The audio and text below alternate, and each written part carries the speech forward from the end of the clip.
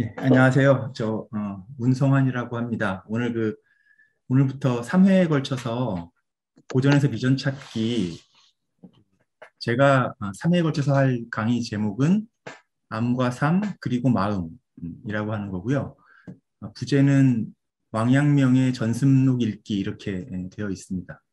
그리고 이제 제가 강의하고, 제 다음으로 아마 그 문탁 선생님께서 맹자를 가지고 3강을 이어주실 것 같아요. 그래서 고전에서 비전 찾기라고 하는 요 타이틀로 총 6강이고요.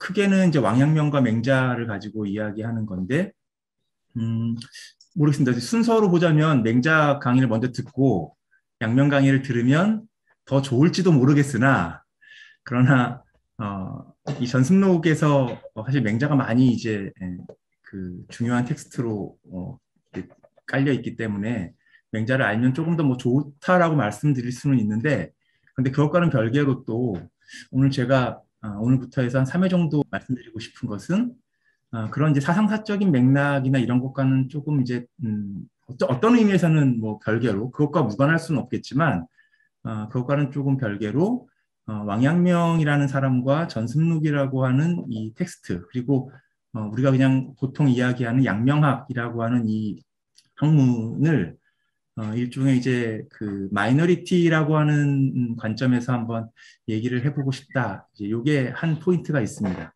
물론 이제 그게 전부는 아니고요. 그리고 또 하나는 이제 우리가 보통 많이 이야기하는 마음이라고 하는, 그러니까 이제 일상에서도 많이 사용하는 이제 마음이라고 하는 이 말에 대해서 왕陽명 철학을 이제 한마디로 왕陽명 철학을 관통하는 핵심이 뭐냐라고 말하면 마음심, 마음이라고 이야기할 수 있거든요. 그래서 이 마음에 대한 키워드가 또 하나 이야기해 보고 싶은 거리이고요. 그리고 또 하나는 이제 이런 강의가 지금 오늘 이제 형식으로도 그렇지만 우리가 이제 그 온라인으로 이렇게 만날 수 있는 강의 환경이 지금 열렸습니다. 이거는 제 개인적인 그 생활에서는 최근 한 1, 2년 새에 급격하게 이제 변화된 저한테는 가장 큰 변화 중에 하나인 것 같아요.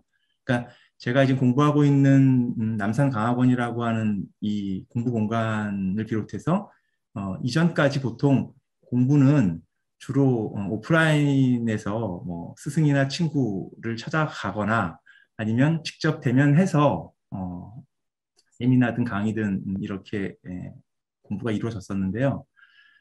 이 코로나라고 하는 이뭐 사건이 어쨌든 굉장히 큰 이제 변화를 우리한테 주고 있는데, 개인적으로 저한테 온 가장 큰 변화 중에 하나는 이런 온라인 강의 환경이 굉장히 자연스러워지는 정도까지 이르도록 만들어줬다는 것 같습니다.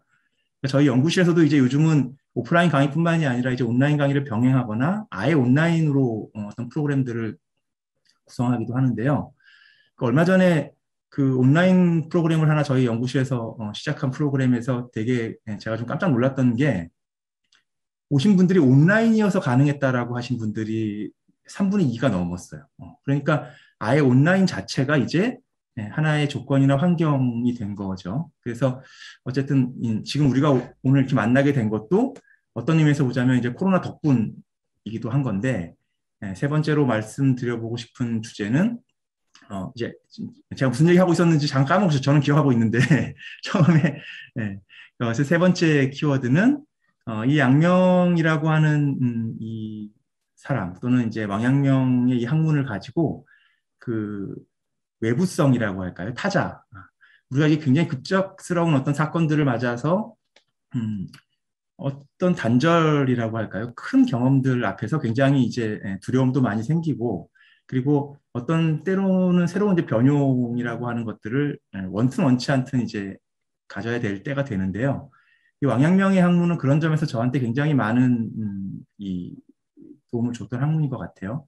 그리고 요즘 코로나라는 시대에 우리가 같이 한번 다뤄볼 수 있을 만한 주제로 그 일상의 단절이나 굉장한 어떤 이런 팬데믹 상황에서 어떻게 우리 외부와의 관계들을 만들어 나갈 것인가라거나 또는 외부를 어떻게 우리가 인식할 것인가라거나 하는 주제와 관련해서도 이 양명 철학이 우리에게 시사하는 바가 굉장히 크다고 생각합니다. 그래서 짧지만 뭐 오늘 다 못하면 다음 주에, 그리고 다음 주에 다 못하면 그 다음 주. 그래서 전체적으로는 3강의 주제로 따로 연결되어 나눠져 있기는 하지만 양명 철학이 사실 어떤 점에서 보자면 하나의 이야기를 계속 동심원을 그리듯이 우리에게 이야기해주는 학문이기 때문에 계속 반복적인 주제를 조금은 다양한 방식으로 변주해서 이야기하는 그런 방식으로 강의를 구성해 볼까 합니다. 그래서 오늘은 일단 첫 번째 시간이고요. 그 마이너리티 왕양명이라고 하는 주제로 일단 소제목을 뽑아봤습니다. 그래서 오늘은 여기 오신 분들이 개인적으로 이제 뭐 양명학을 공부하셨던 분도 계실 수 있고, 그리고 뭐 전습록을 읽어보신 분도 있을 수 있고요. 하지만 오늘은 그 양명과 양명학 그리고 왕양명이라고 하는 이 인물을 처음 소개하는 것과 같은 요 마음으로 말씀을 드려보겠습니다. 시간이 이제 길지 않기 때문에 간단하게 몇 가지 포인트만 가지고 오늘 말씀을 한번 드려보겠습니다. 어쨌든 그런데 이제 양명을 이야기할 수 있는 자리라고 하는 것은 지금 너무 저에게 감격스럽습니다. 그러니까 저는 개인적으로 짧지만 공부를 해오면서 가장 크게 제가 감동했고 그리고 크게 영향을 받았던 아주 최애 텍스트와 인물을 꼽아본다면 아마 저한테는 현재 왕양명 그리고 양명학 그리고 전습록이라는 텍스트일 것 같거든요. 그런 의미에서 한 분이라도 더 저와 같은 이 감동과 감격을 같이 나눌 수 있는 동지들이 생기면 좋겠다라는 마음이 있기 때문에 이런 자리가 굉장히 저한테는 아주 반갑고 뜻깊습니다. 오늘 일단 왕양명이라고 하는 인물을 소개하는 자리이면서 이게 이제 왕양명이라는 인물을 이해하는 게 양명학이라고 하는 학문의 성격하고 사실 바로 연결되어 있습니다. 그러니까 모든 학문이 사실 어떤 점에서 보자면 그 학문을 하는 분의 스타일과 다르지 않는 것 같아요. 이 얘기는 거꾸로 하면 우리가 어떤 인물을 어떤 스타일로 이해 또는 파악하는가라고 하는 게 그 학문의 성격을 상당히 오해하게 만들 수도 있고요. 굉장히 어떤 의미에서 되게 다르게 구성해 볼 수 있는 여지도 있다라는 생각이 듭니다. 이를테면 저 같은 경우에 이제 공자라는 인물이 이제 대표적인데 공자를 몰랐을 때에는 공자라는 인물의 그 어록, 보통 논어에서 우리가 만나는 공자님의 말씀을 키가 좀 자그마하고 목소리는 부드럽고 왜냐하면 인자하셔야 되니까 그리고 되게 이렇게 친절한 목소리로 한마디 한마디를 이렇게 조곤조곤 말씀해 주시는 어떤 동양의 할아버지 배가 약간 좀 나오시고 덩치는 좀 자그마하시고 그런 분이 조용조용하게 이렇게 학문을 하면서 도덕적 인품과 인격을 갖추어라 이렇게 이야기하는 목소리의 책이라고 생각을 했었거든요. 그런데 맞는지 안 맞는지는 또 다른 별도의 논의가 필요하겠습니다만 제가 공자라는 인물을 좀 알아가 보고 공부해 보고 또 이러저런 텍스트를 통해서 살펴보니까 공자의 기본적인 이 사이즈가 굉장히 다른 거예요. 이 살펴볼 수 있는 기록들만 몇 가지 살펴보더라도 공자의 키는 오늘날 우리 이 센티미터로 환산하면은 2m가 훨씬 넘거든요. 그리고 덩치도 엄청나게 컸을 것이 거의 틀림없습니다. 그러니까 이제 몇 가지 정황들을 가지고 공자가 아주 건장한 신체를 가진 인물이었을 것이다라고 하는 것을 추측해 볼 수 있거든요. 근데 뭐 이게 뭐가 맞느냐 안 맞느냐를 말씀드리고 싶은 게 아니라 그 인물이 어떤 인물인가, 어떤 신체성을 가지고 있는 인물인가 라고 하는 것은 그 텍스트에 실려 있는 그 목소리의 결을 우리에게 다시 한번 생각해 볼 수 있게 만드는 지점이 있다라는 겁니다. 이를테면 굉장히 조곤조곤 나긋나긋하고 그리고 그것도 그렇게 나쁘다는 뜻이 아닙니다. 그런 목소리로 논어의 공자의 목소리를 읽어내는 것하고 55세에서 68세까지 천하를 주유하면서도 건장하게 버틸 수 있는 체력을 가진 2m가 넘는 아버지가 무사 출신이었던 이 건장한 사내가 천하를 막 다니면서 온갖 풍찬노숙을 겪으면서 죽음의 위기를 겪으면서 발견한 또는 그러면서 깨달은 어떤 생의 의지나 비밀 또는 어떤 지혜를 막 제자들에게 호소하듯이 또는 절절한 마음으로 가르치는 목소리의 텍스트라고 생각하는 것하고는 그 논어의 한 구절 한 구절의 울림이 굉장히 달라진다는 뜻이죠.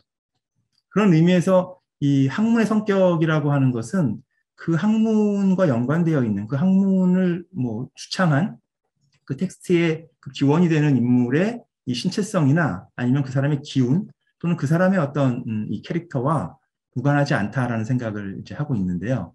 그런 의미에서 이 왕양명이라고 하는 이 양명학이라고 하는 학문을 우리가 공부한다라고 하는 건 이 양명의 신체성으로부터 출발을 한다는 것과도 사실 크게 다르지 않은 말일 거라는 생각이 듭니다. 이제 그런 의미에서 이제 양명에 대한 소개를 오늘 조금 드리고 싶은데 오늘 키워드가 이제 세 가지인데요. 하나는 길이라고 하는 키워드입니다. 이제 말 그대로 이제 우리가 다니는 길인데요. 이 양명은 1472년에 태어나서 1529년, 그러니까 이제 서기로 따지면 1529년입니다. 우리 나이로는 58세에 돌아가셨거든요.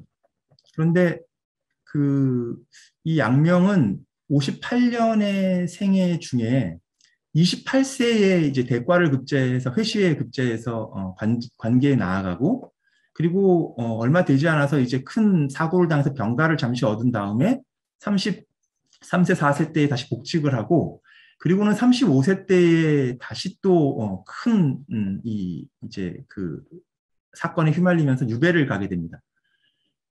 그 유배가 35세 때 이루어졌는데 그 유배를 기점으로 해서 돌아가실 때까지 한 2, 3년의 시간을 제외하고는 거의 고향 땅인 자기 집에 와서 쉴 수 있는 시간이 없었어요.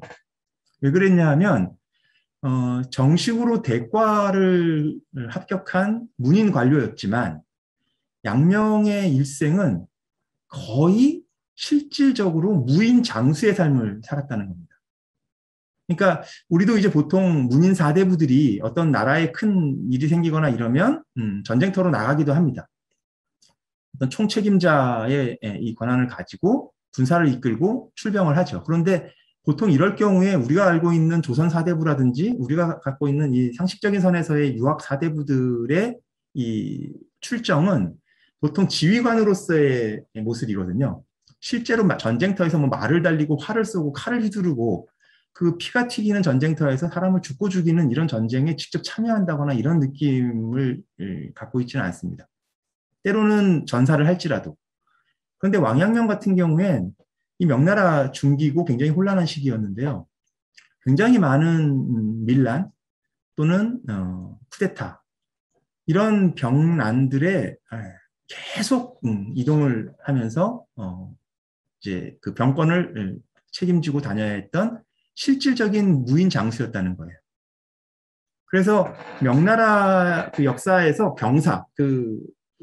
병사에서 그 명나라의 최고의 장수를 뽑는 뭐 이게 뭐 기준이 되게 뭐 여러 가지 있을 수 있겠습니다만 어쨌든 명나라를 대표하는 최고의 장수가 누구냐라고 뽑을 때조차 5손가락 안에 왕양명이 들어갈 정도라는 겁니다. 그러니까 이게 우리가 생각하는 유학자라고 하는 인상으로부터 우리가 일단 이 양명학이라고 하는 학문을 만날 때 어떤 약간의 이 방향 전환이라고 할까요? 약간의 이 태세에 대한 긴장감을 조금 가질 필요가 있다는 생각이 듭니다. 제가 길이라고 하는 키워드를 가지고 이제 양명의 이야기를 하는 이유도 이제 그런 점에 있는데요. 양명은 어려서부터 굉장히 말타기를 좋아했던 인물입니다. 그리고 굉장히 아마 개구진 인물이었던 것으로 추정이 됩니다. 양명의 연보는 한 꽤 많은 종류가 전해지고 있어서 그 양명의 연보들을 교차해 보면 그래도 우리가 상식적인 선에서 납득할 만한 꽤 구체적인 양명의 일생을 어렸을 때부터 재구성할 수가 있게 되는데요. 그 양명은 몇 가지 아주 인상적인 일화들을 가지고 있어요. 예를 들면 5살 때까지는 태어나서 5살 때까지는 말을 하지 못했다는 거예요. 이게 양명의 첫 번째 아주 특징 중에 하나입니다. 훗날 양명은 사실 굉장한 이 강학과 변론의 달인이에요. 왜냐하면 주자학의 시대에 주자학과는 다른 새로운 학문을 쏘아 올린 인물이었다 보니 당대에 굉장히 많았던 주류 학자들로부터 집중적인 공격 또는 비판의 대상이 되었거든요. 또는 함께 했던 제자들조차도 양명의 생각들을 다 이해할 수 없어서 같이 공부하는 제자들조차도 굉장히 많은 질문들을 통해 양명께 이제 묻습니다. 그런 질문들과 공격 위에서 사실 매번 그들을 이 강학과 논리로 설득해 나가는 인물이 왕양명이었던 거죠. 그런 의미에서 양명의 강학은 아주 인상적인 몇 가지의 사건들을 남겨놓고 있어요. 이를테면 아까 이제 군인 장수였다고 했는데 전쟁터를 다니면서 실제로 병참에서 병참으로 이동하는 중에 사람들이 양명이 왔다는 소식을 듣고 막 구름대처럼 몰려든다는 거예요. 그러면 이동을 해야 되기 때문에 미처 그 마을에 머물 수가 없는데 말 위에 선 채로 강학을 했다는 거예요. 또는 양명이 어느 지역에 머물 기회가 이제 머물게 되면 양명을 만나기 위해서 그 지역의 이제 일반 평민들로부터 학자들이 전부 다 양명을 만나기 위해 막사에 줄을 섰다는 겁니다. 양명 말년에 양명이 살았던 고향 소흥 땅, 그 절강성 소흥 땅에는요, 양명과 교유하고 싶어서, 양명에게 배우고 싶어서 모여든 사람들이 하나 둘씩 터를 잡고 살아서 인근이 새로운 마을이 형성되었다라고 하는 기록이 남아 있습니다. 그 정도로 양명은 사람을 만나면 그 사람과 아주 깊숙한 이 관계들을 이제 만들어냅니다. 그래서 양명과 교유했던 이 제자들은 양명의 사상도 사상이지만 이 인격적으로 굉장히 큰 감화를 많이 받았던 것 같아요. 물론 이것은 이제 왕양명이라고 하는 인물 개인이 가지고 있는 어떤 능력일 수 있고 어떤 그 인격일 수 있습니다. 그런데 그것이 설령 개인적인 능력이거나 인격이었다 하더라도 그것이 양명이 그러한 인격과 능력을 가지고 통과해야 했던 어떤 인생과 무관하지는 않다라는 건데요. 그게 바로 평생을 길 위에 떠돌아야 했던 운명이었다는 거예요. 그것은 당시 명나라라고 하는 시대가 굉장히 한 젊은 문인 사대부를 편안한 방식으로 그냥 학문에 매진할 수 없도록 만든 탓이기도 하지만 또 하나는 양명이 가진 어떤 특징이 그렇게 안온하고 안락하고 그리고 주어진 어떤 조건 안에서 무언가를 성취하는 방식으로 누리는 스타일이 아니었던 것과도 관련이 있습니다. 그러니까 길 위에 나서서 굉장히 많은 적들과 실질적으로 전투를 해야 되고 또 그 길 위에서 굉장히 많은 이 여러 가지 사건들을 겪어야 했던 사람이 공부를 할 수 있었던 또는 대학자로 불릴 수 있는 이유는 단 한 가지밖에 없죠. 바로 자기가 지금 걷고 있는 그 길, 자기가 지금 속해 있는 그 현장, 바로 그 모든 것이 자기의 공부와 정확하게 하나가 되는 방식이 아니면 따로 책을 읽을 시간을 확보한다던가 아니면 안락한 환경을 조성해서 무슨 공부에 매진한다던가 할 수 있는 조건이 아니었다는 거예요. 그러니까 왕양명 같은 인물이 우리에게 주는 이 그 크기는 우리는 보통 이제 중국 철학사나 이런 데에서 주자학과 라이벌이었던 어떤 학문의 한 일파라고 생각을 하고 그 학문의 내용에 대해서는 잘 알지 못하지만 어쨌든 문인 사대부의 학문이었을 것이라고 생각을 하고 그리고 우리가 알고 있는 유학, 문인 사대부라고 하는 사람들에 대한 어떤 이미지로 대충 양명학도 이러이러한 학문이었을 내용은 모르지만 대충 이러이러한 학문의 하나였지 않았을까라고 예단하게 싶다는 겁니다. 근데 우리가 양명이라고 하는 학문과 왕양명이라는 사람을 이해할 땐 바로 이제 이 전제, 우리의 이 관습, 우리의 습관, 이런 것들로부터 조금 이제 질문을 던져 봐야 됩니다. 이를테면 우리에게 유학이라고 하는 이 학문이 갖는 어떤 표상이 있거든요. 우리는 유학이라고 하는 말을 쓸 때 보통 조선 유학을 기준으로 이미지를 갖고 있습니다. 이것이 전적으로 오해인 것은 아니에요. 왜냐하면 조선은 말 그대로 세계사에서도 유례가 없을 정도로 아주 모범적인 유학 국가였고 어떤 의미에서 중국보다도요. 그리고 이것을 건국 초기부터 나라가 멸망할 때까지 한 번도 그 원칙을 스스로 벗어나려고 한 적도 없습니다. 그런데 우리가 알아야 될 건 조선 유학이라고 하는 게 곧 유학은 아니라는 뜻이에요. 그러니까 유학이라고 하는 이 카테고리가 예를 들면 공자로부터만 따져도 기원전 5세기부터 6세기부터 지금까지 한 2,500년 정도의 이 역사를 가지고 있습니다.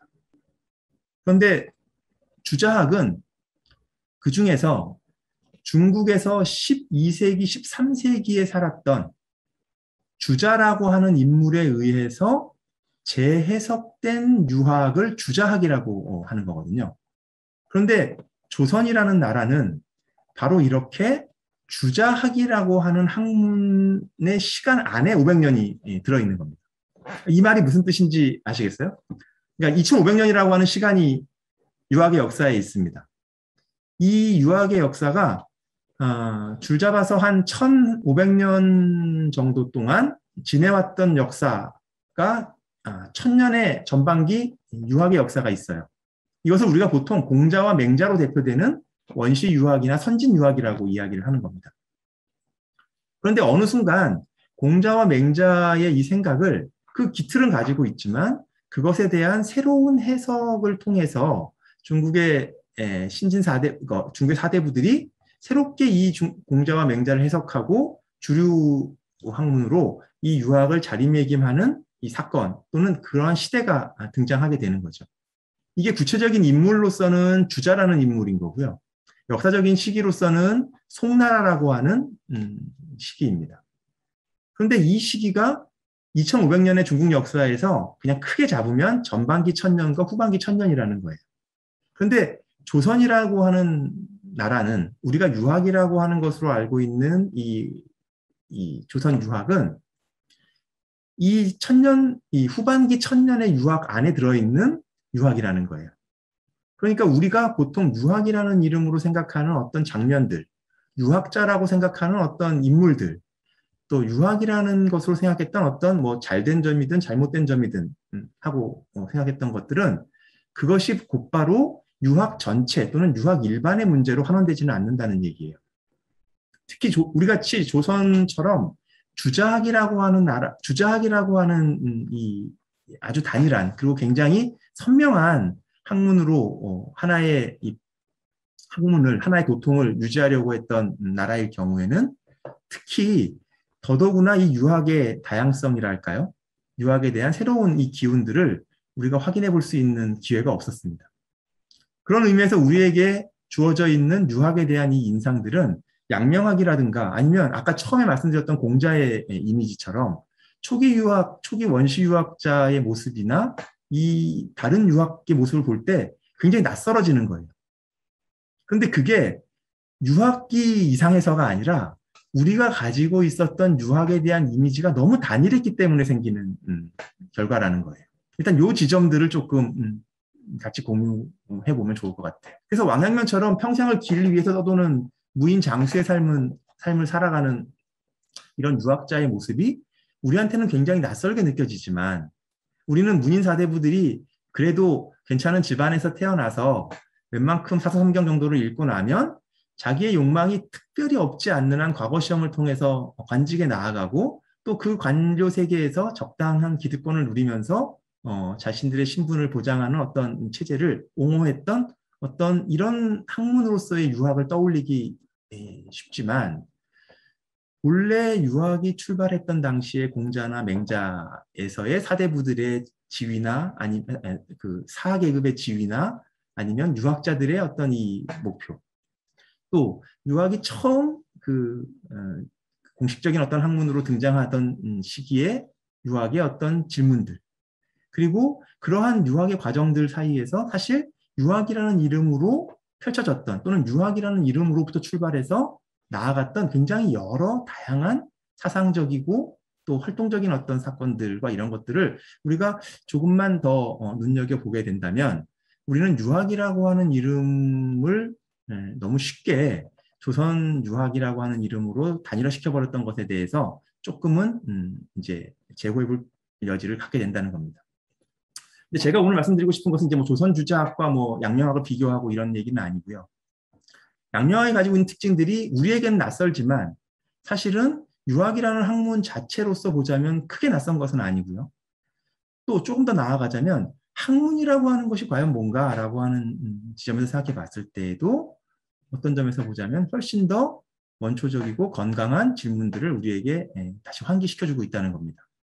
다시 말해서 유학이라고 하는 게 자기가 몸담고 있는 어떤 요 좁은 세계, 그 안에서 특정한 사람들과 특정한 어떤 그 관계들 안에서 통용되는 어떤 기득권을 위한 학문이 아니라 이것이 매번 목숨을 걸고 마주쳐야 했던 어떤 사건들, 어떤 사람들, 어떤 땅과 자연도 있을 수 있을 것 같아요. 중국 같은 경우는. 그렇게 어마어마하고 다종다양한 여러 외부적인 것들과 매번 부딪히면서 매 순간 자기의 삶을 최선을 다해서 좋은 삶이 될 수 있는 방향으로 이끌어야 했던 어떤 인물의 학문이라고 하는 것. 그게 유학의 이름 안에 있다는 겁니다. 우리에게 지금 한 번쯤 다시 생각해 볼 수 있을 만한 좋은 가르침의 또는 좋은 지혜의 한 원형이 될 수 있지는 않나. 그게 양명이 가지고 있는 첫 번째 하나의 키워드입니다. 양명은 이 길 위에 섰던 자신의 운명을 스스로 기꺼이 받아들였던 것 같아요.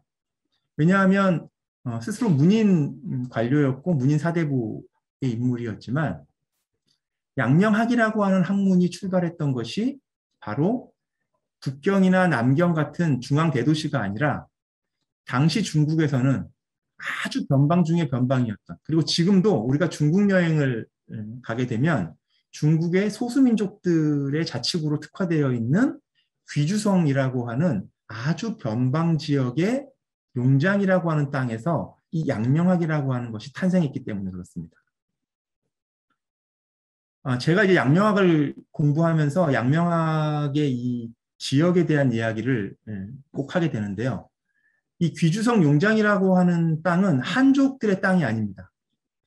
여기는 묘족, 동족, 장족 이런 소수민족들의 땅이에요. 재미있는 것은 양명과 같은 한족 관료들이 그 귀주성 용장 땅을 오게 되는 이유는 거의 중앙에서 큰 죄를 지은 관리들의 유배지. 양명도 바로 그런 이유로 그쪽으로 가게 된 거였고요. 아니면 아주 흉악범이어서 저쪽을 피해서 도망쳐온 흉악범들이었어요. 그렇기 때문에 당시 귀주에 살고 있었던 그 여러 사람들은 한족들을 좋아하지 않았어요. 특히 이 한족 관료들을. 자신들을 무시하기 일쑤였고 아주 거들먹거리기 좋아하는 사람들이었고 또 얼마 시간이 지나지 않으면 떠날 사람들이었거든요. 그런데 양명의 이 양명학이라고 하는 학문은 바로 그 용장이라고 하는 이상한 지역과의 만남 때문에 만들어진 학문입니다. 오늘날 중국 철학사에서는 왕양명이라고 하는 인물을 한족이라고 하는 이 종족적 어떤 동일성과 그리고 중국 철학사라고 하는 것에서 차지하는 위상 안에서 중국 철학사의 역사에서 주자학과 양명학을 송대와 명대에 있었던 대표적인 미학이라고 이야기합니다. 이 체계가 특별히 잘못된 것은 아니지만 다른 관점으로 보자면 왕양명의 이 양명학은 굉장히 특이한 발생을 가지고 있고 특이한 발생만큼이나 특이한 상상력을 가지고 있는 학문입니다. 주자학과 간단하게 대비를 해보면 주자학이라는 학문은 거대한 중심으로 모든 것을 빨아들이는 학문이에요. 굉장히 큰 스승이 있고 이 큰 스승이 굉장히 큰 학문의 길을 열어줍니다. 그리고 주자 이후에 온 후학들은 주자라고 하는 큰 스승이 깔아준 그 학문의 우주 안에서 촘촘하게 그 우주를 채우는 학문들을 합니다. 그 결과는 주자학이라고 하는 우주 내 학문이 되는 거죠. 다시 말해서 주자학을 하는 학문의 후학들은 스스로 주자학 바깥을 나간다라고 하는 생각을 하지 않아요. 바깥으로 나가야 하는 생각이 좋다라는 얘기가 아니고 주자학의 특성이 그렇다는 겁니다. 주자학이라는 학문은 끊임없이 어떤 원점으로 되돌아오는 학문이에요. 이에 반해서 양명학이라고 하는 학문은 중심으로부터 끊임없이 멀어지는 학문이라고 얘기할 수 있습니다. 다시 말해서 어느 순간 중심이 없어지는 거죠. 그러니까 주자의 제자들 중에서 가장 훌륭한 제자는 누구냐 하면 스승 주자의 뜻을 가장 잘 밝혀낸 제자가 될 거예요. 양명의 제자 중에서 가장 훌륭한 제자라면 어떤 제자가 있을까라고 얘기한다면 양명의 제자라면 양명으로부터 가장 멀리 달아난 제자라고 얘기할 수 있다는 겁니다. 이것은 주자학과 양명학이 보여주고 있는 아주 선명한 학문의 다른 점이라고 생각합니다. 그런데 바로 이것은 양명학이라고 하는 학문이 탄생한 그 지역과 아주 큰 관련이 있어요. 이거는 한족들이 사는 곳에서 태어났던 학문이 아니고 중국에서 한족에 의해서 밀려서 거기까지 쫓겨났던 소수민족들의 땅에서 태어난 학문입니다. 저는 이것을 그래서 이제 족트리피케이션이라고 제가 농담처럼 그랬는데, 우리가 왜 개발을 하면 막 젠트리피케이션이라고 그래가지고 이 새로운 지역을 개발하면 그 지역에 원래 살고 있던 원주민들은 계속 쫓겨나잖아요, 외곽으로. 거기에는 또 다른 이제 자본들이 들어와서 그 자리를 점령하고 이렇게 계속 주변을 이제 주변화시키죠. 중심 외부의 것들을. 그런데 한족이 딱 그런 방식으로 영토를 넓혀갔거든요. 그 좀 전에 말씀드렸던 귀주성 용장이라고 하는 양명학이 탄생한 그 지역이 중국 한족의 이 영토 안으로 공식적으로 편입된 것이 바로 명나라 시대입니다. 그러니까 얼마 안 됐죠. 그 이전 시기까지만 하더라도 그 시기는 중국 한족이 채 행정력을 다 발휘할 수 없었던 그런 다른 민족들이 그냥 살고 있는 땅이었어요. 뭐 나라니 뭐니 이런 개념 이전에. 그런데 그 귀주성 용장이라고 하는 곳에서 명나라가 귀주성 용장이라고 하는 곳까지 이제 자신들의 그 행정력을 넓히기 시작했고, 그 이후에 그곳은 중앙 정부로부터 가장 미움을 받은 사람들의 유배지가 되는 겁니다. 그러니까 남들의 땅에, 한족의 기준에서 보자면 남들이 살던 땅에 자신들이 가장 미워하는 사람들을 쫓아내는 형벌의 땅으로 삼은 거죠. 그러다 보니 그 귀주성 용장에 있는 이 소수민족들은 한족들이 가지고 있었던 상상력과 굉장히 다른 상상력을 가지고 있습니다. 그 대표적인 것이 바로 중앙 한족들이 존경에 마지 않는 순임금. 이 순임금이라고 하는 사람은 중국 성인 계보에 요순, 우탕, 문무주공 이렇게 내갈 때 반드시 언급되는 요임금에게 천하를 양위받은 아주 훌륭한 성군이거든요. 그래서 한족에서는 이 순임금이라고 하는 인물이 항상 이 유학자들에 의해서 어떤 이 삶과 인격의 척도로 이야기되는 인물입니다. 그런데 왕양명이 묘족의 땅인 그 귀주성에 가서 깜짝 놀란 게 하나 있어요. 귀주성 용장에 갔더니 한 사당이 있는데 그 사당에서 기리는 사람이 누구였냐 하면 상이라는 인물이었던 겁니다. 근데 이 상이라는 인물이 누구냐 하면 중국 한족들에게서는 어떻게 묘사되어 있냐면 서경이라는 책에는 이 순임금의 이복 동생이에요. 이 상이라는 인물. 그리고 순임금의 이복 동생이면서 아버지인 고수와 함께 이 순임금을 죽이려고 여러 차례 막 음모를 꾸몄던 인물입니다. 예, 여기 고개를 끄덕이시는 분도 있고 아시는 분들 아실 거예요. 그러니까 이 한족 입장에서 보자면 상이라는 인물은 이 아주 무례배예요. 이 성군 중에 성군인 순임금을 죽이려고 하고 또 어떻게 죽이려고 하냐면 우물을 파라고 시킨 다음에 우물 위에다가 흙을 덮어버린다든지 지붕을 수리하라고 올려보낸 다음에 사다리를 치우고 불을 지른다든지 뭐 이런 식입니다. 그런데 귀주성 용장에 가면요, 이 상을 기리는 사당이 있어요. 그러니까 이게 되게 재밌습니다. 이 묘족, 동족, 장족은 끊임없이 한족에 의해 가지고 밀려와 있는 이 소수민족들이거든요. 그런데 그 사람들에게는 상이라는 인물이 전혀 다른 표상으로 그들의 어떤 기원처럼 거기에 있는 겁니다. 양명과 같은 중앙 정계의 관료가 거기에 갔을 때, 그런 상사당을 봤을 때 어떤 느낌이 들까요? 보통의 유학자라면 굉장한 이 뭐라고 할까요? 이 그 견제심이라고 할까? 굉장한 그게 나죠. 분별심이요. 그래서 그 사당을 허물려고 하거나 어떻게 하겠죠. 그런데 양명이 그 유배 기간 중에 썼던 유명한 글 중에 하나가 바로 상해 사당에 대한 글입니다. 상사기라고 하는 이 기문이 지금도 양명 전집에 전해져 내려옵니다. 자, 이런 태도들. 그리고 양명이 그 귀주라고 하는 땅에 가서 그 이상한 지역에 가서 만났던 그 인물들은 양명이 이제까지 썼던 말과는 다른 언어들을 썼어요. 그렇지 않았겠어요? 중국이라는 땅이 워낙 크고 또 다른 이민족이었으니까 아마 말이 통하지 않았을 겁니다. 그리고 양명이 살았던 이 땅과 기후나 물, 여러 가지 풍토 자체가 완전히 다른 곳이었어요. 그런 곳에서 양명이 이제까지 자기가 가지고 있었던 모든 것들에 대한 전제를 하나씩 버리지 않고는 살 수 없는 곳이었다라는 겁니다. 간단하게 말하면. 이를테면 명예에 대한 욕심, 부에 대한 욕심, 또는 뭐 돌아가서 관직을 다시 찾다는 욕심, 뭐 이런 등등의 것들. 양명의 연보에 보면 양명의 목소리로 그렇게 되어 있습니다. 명예, 뭐 관직, 뭐 이런 것 등등은 쉽게 버려졌다는 거예요. 그런 것들에 대한 욕망은 쉽게 내려놓을 수 있다는 거예요. 그런데 마지막까지 내려지지 않았던 게 한 가지가 있는데 그게 생사에 대한 문제였다라고 되어 있어요. 즉, 그 땅에서라도 살아야 되는데 어떻게 살 것인가라고 하는 문제였다는 겁니다. 이게 양명학이라고 하는 학문을 탄생시킨 첫 번째 그리고 아주 절대적인 질문이었던 거예요.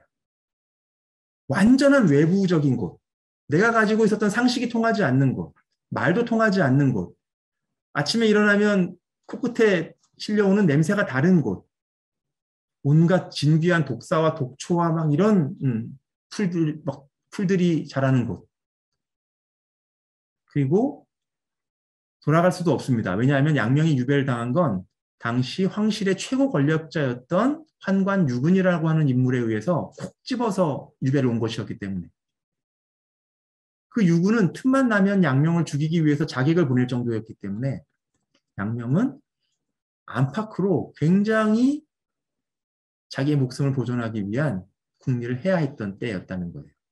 그 고민 끝에 올라온 양명의 대답.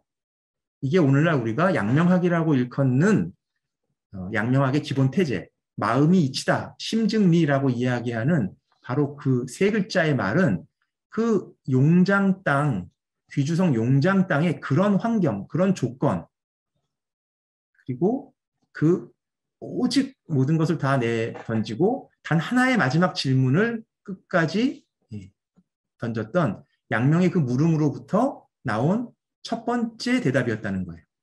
그리고 그 대답이 양명 사후까지, 그로부터 한 20여 년 정도의 양명의 이 남은 생애 동안 조금씩의 용어들의 변화는 있지만 사실 마음이 이치라고 하는 그 한마디의 말이 이 양명 철학의 시작이자 끝입니다.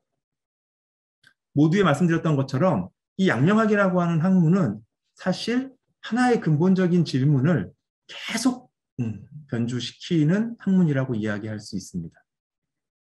그 첫 번째 이야기로 오늘 이제 길이라고 하는 키워드로 양명이 그 길 위에서 그리고 자기가 이제까지 가장 익숙하고 안온했던 어떤 환경들을 외부에서는 그 자리에서 어떻게 새로운 학문이 탄생할 수 있었는가라고 하는 배경을만 잠깐 지금 말씀을 드린 거예요.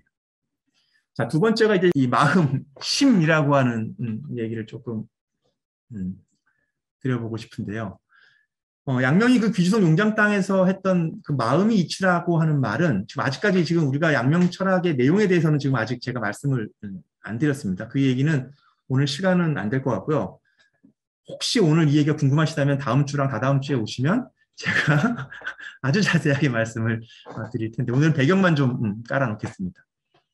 자, 이 마음이 이치다라고 하는 이 말이 사실 어떻게 보면은 당연한 말인 것도 같지만 이게 실제로 중국 그 사상사에서 또는 유학사에서 굉장히 파란을 이제 일으키게 됩니다. 왜냐하면 이게 주자학이라고 하는 학문과 어떤 지점에서 도저히 양립할 수 없는 어떤 이 대결 구도라고 할까요? 어떤 이 날카로움을 갖게 되기 때문에 그렇습니다. 우리가 보통 알고 있는 주자학, 성리학이라고 하는 이 주자학문의 핵심 용어 중에 하나는 성즉리라고 하는 말이 있어요.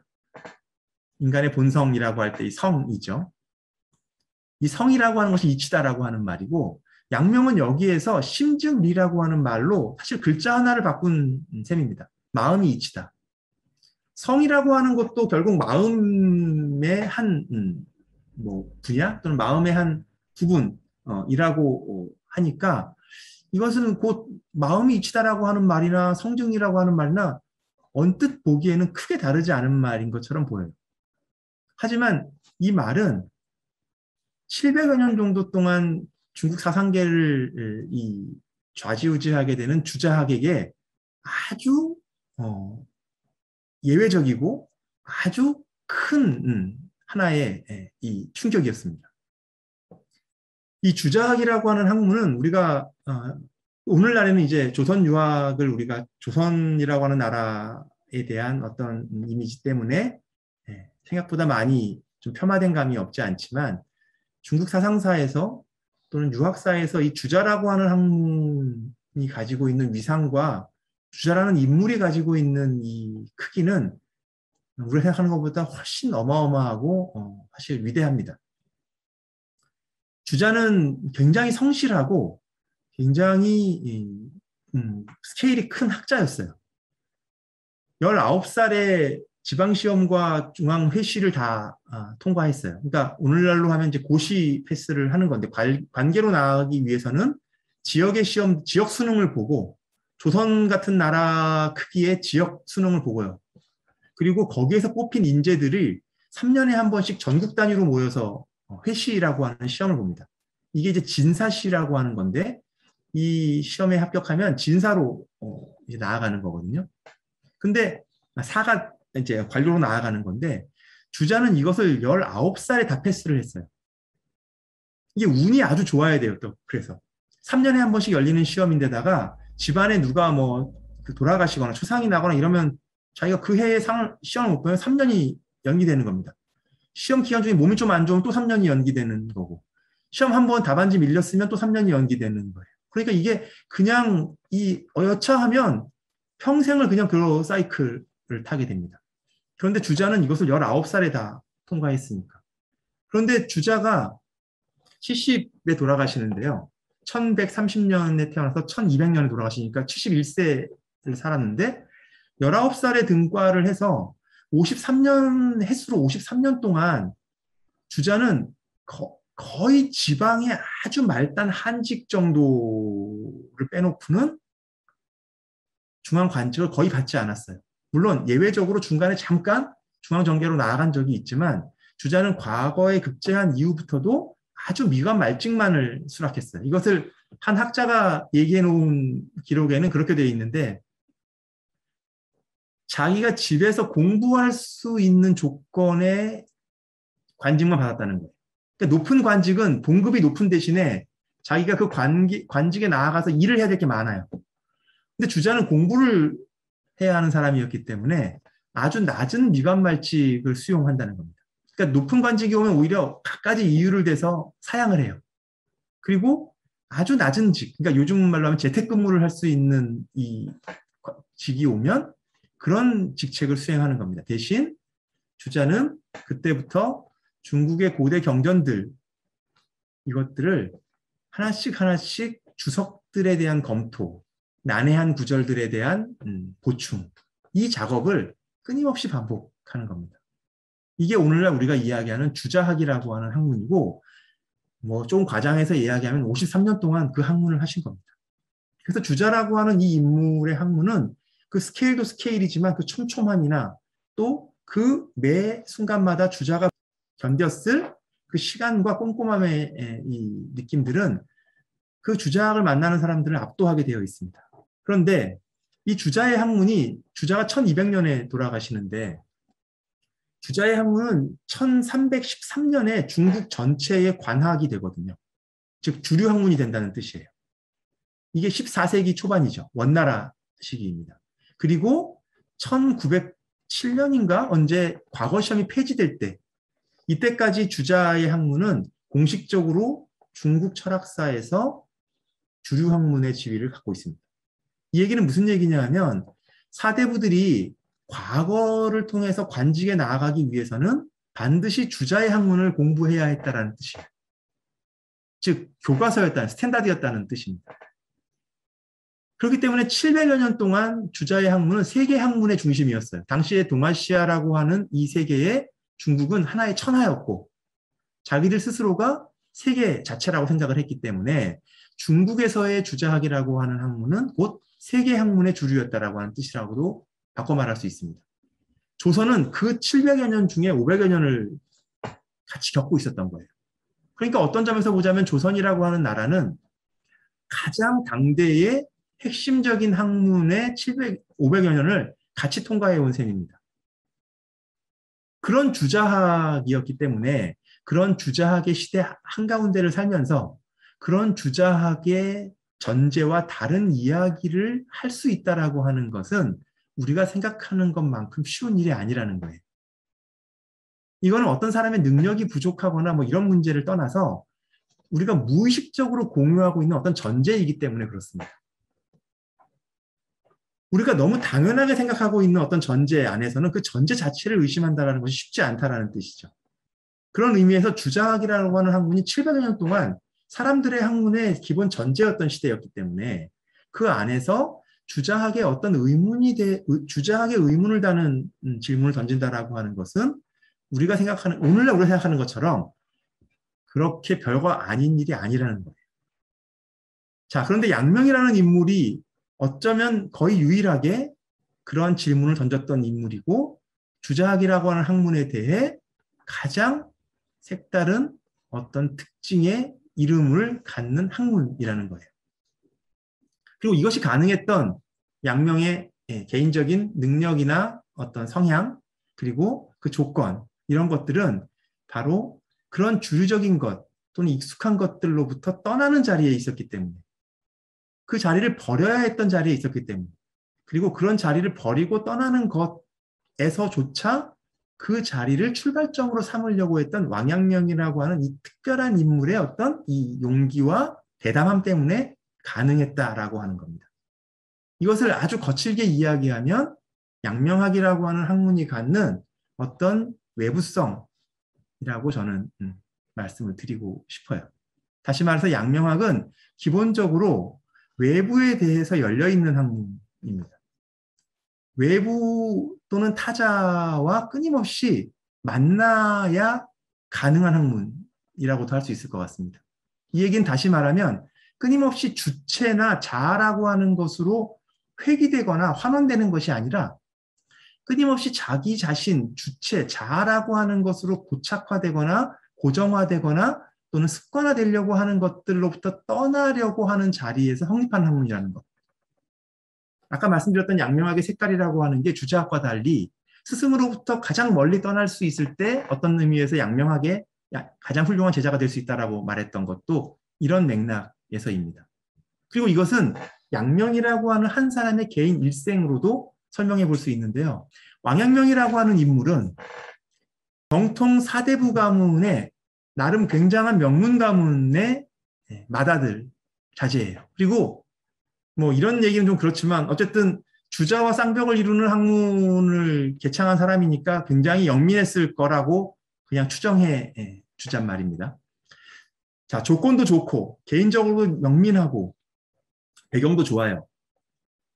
그런데 양명의 일생을 통해서 양명학이 변화되어 온, 양명학이 나아간 이 지점들을 우리가 하나씩 살펴보게 되면 어떤 특징이 있냐면 양명은 그 자신이 가지고 있었던 어떤 기득권과 어떤 능력들과 어떤 조건들이라고 하는 것들을 버리는 길 위에서 하나씩 하나씩 다른 학문의 길을 열어 나아갈 수 있었다라고 하는 겁니다.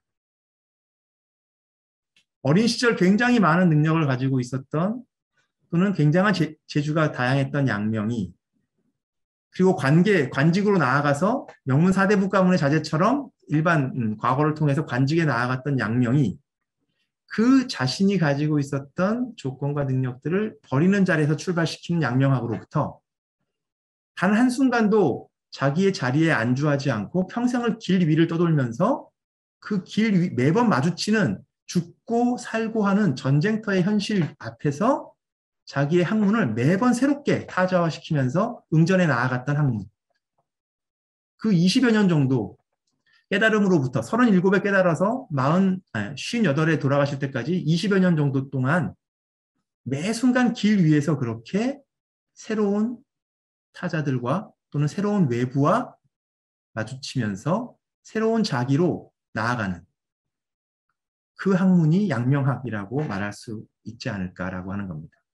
그게 왕양명이 가지고 있는 기본적인 마이너리티, 즉 이것은 주류와 또는 어떤 동일자로 회귀되는 어떤 학문의 이름이 아니라 끊임없이 자기 자신에게서부터도 낯설어지는 그리고 끊임없이 새로운 타자와 새로운 외부적인 관계에 대해서도 그것이 쉽다는 얘기가 아닙니다. 그러한 조건과 그러한 사건들과 기꺼이 응전하면서 새로운 길을 열어나가려고 했던 어떤 학문.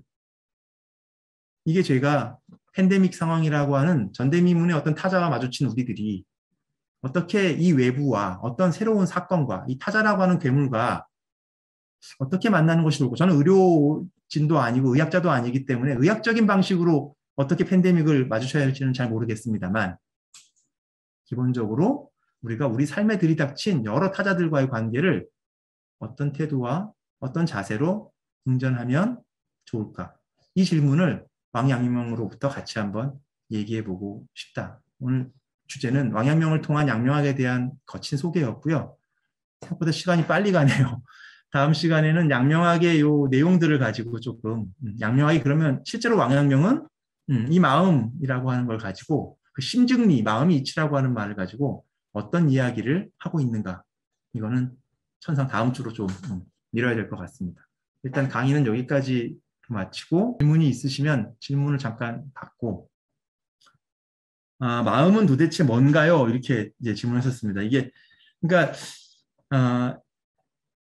이제 이 질문은 간단하지만 제가 이 질문을 답하려면 근데 저는 이렇게 제가 쓴 글에도 이제 그런 얘기가 있는데 마음은 무엇이 아니다라고 얘기를 하거든요. 그러니까 우리가 이제 질문에 이제 그 답이 이제 들어있는 경우들이 많이 있는데 이제 무엇이다라고 말해주기를 원하죠 우리가 무엇입니까라고 할 때에는 무엇이라고 하는 것이라고 생각하면서 물어보는 거예요. 그러니까 우리가 그러니까 이 말은 지금 이 질문하고 반드시 맞는 대답은 아닌데 무슨 뜻이냐면 양명학적으로 묻는다면 이렇게 대답을 할 수 있을 것 같은데요. 그러니까 어떻게 마음을 볼 수 있느냐 이렇게 될 수 있어요. 그러니까 어떻게 하는 것이 마음인가? 마음을 어떻게 하는 것인가? 이렇게 질문을 좀 바꿔볼 수 있어요. 그러니까 무엇이라고 하는 것으로서 마음이 있다가 이것이 펼쳐지는 게 아니라 마음이라고 하는 것으로 드러나는 것으로서만 마음을 우리가 알 수 있다는 거예요. 그러니까 마음이라고 하는 게 무슨 심장이나 무슨 뭐처럼 이렇게 실체화되어 있어서 어딘가에 있는 것이 아니라 다음 주 얘기가 되겠지만 사실 우리가 지금 보는 것 그리고 이 말하는 것 생각하는 것 다 마음입니다. 양명에 따르면 마음이 없으면 천하가 없다 이렇게 되어 있어요. 마음이 없으면 사물이 없다 이렇게 되어 있어요. 마음이 없으면 이치도 없다 이렇게 되어 있어요. 다시 말해서 우리가 어떤 이치를 지금 깨닫는다면 우리가 어떤 사물을 지금 보고 있다고 여긴다면 우리가 어떤 세계를 만나고 있다고 여긴다면 바로 그것이 마음이 그렇게 하고 있는 겁니다. 양명학에서는 그렇게 얘기를 하는데 그래서 지금 마음을 무엇이다라고 접근하는 것보다는 다음 주에 다시 말씀을 드리겠지만 양명이 이 마음이 이치다라고 하는 말로 어떤 기존에 있었던 생각들로부터 어떤 지점들을 전환시켜 줬는가라고 하는 지점들을 조금 더 이해하다 보면 어떤 의미에서는 조금은 자연스럽게 마음에 대한 새로운 접근을 우리가 시도해 볼 수도 있지 않을까 생각합니다. 제가 생각했던 것보다는 너무 많은 분들이 지금 와 계시는데요. 제가 대충 요 화면을 기억을 할 수 있을 것 같은데 다음 주에도 이 정도 오셨으면 좋겠어요. 그래서 다음 주에 왜냐하면 양명에 대한 얘기만 잠깐 드렸는데 그것도 조금밖에 못 드렸는데 양명학에 대한 얘기를 꼭 드리고 싶거든요. 다음 주에 꼭 오셔서 양명이 뭐라고 이야기했는지까지는 좀 같이 관심을 가지고 들어봐 주시면 고맙겠습니다. 네, 그러면 오늘 일단 여기까지 하겠습니다. 예.